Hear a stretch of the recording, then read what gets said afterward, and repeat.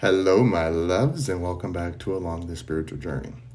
So, I have watched so many people get on the bandwagon of talking about how being positive or being happy can be detrimental. And I recognize that there's times where people can overcompensate, most definitely. But I feel it's the same for negativity.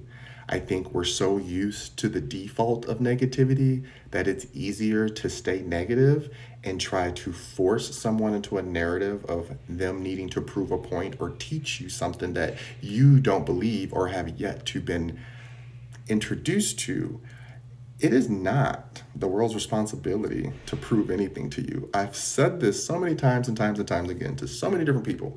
Anytime I see someone in a conversation and they're having maybe a small debate, and one person is just harping on prove it, prove it, prove it, prove it. Who are you for me to prove it to? You know what I mean? It's like you want me to prove something to you that you don't believe in. So therefore, who are you for me to prove something to? And I understand that it's important for people to have a level of proof or truth to feel like they understand. But it is not necessary to be disrespectful to others or cut them off because you don't get it or you don't see it.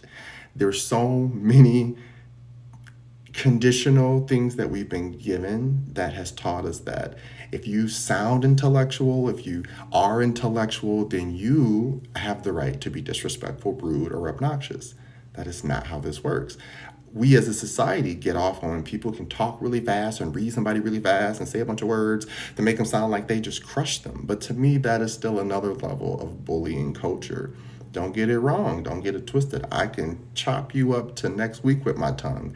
But me as a person with intellect, I understand that that's a waste of energy.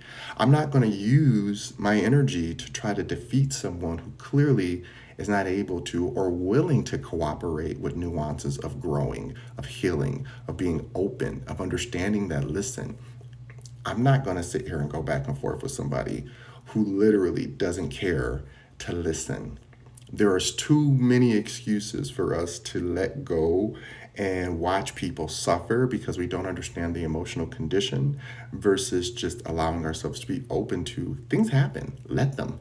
And then when you see how it happens, you learn from it. But we don't become condescending to the point that now we are triggered by others' emotional healing, emotional wellness, or just their state of understanding that everything is not in my control and I have to be okay with that. I don't know who needed to hear this, but I love you.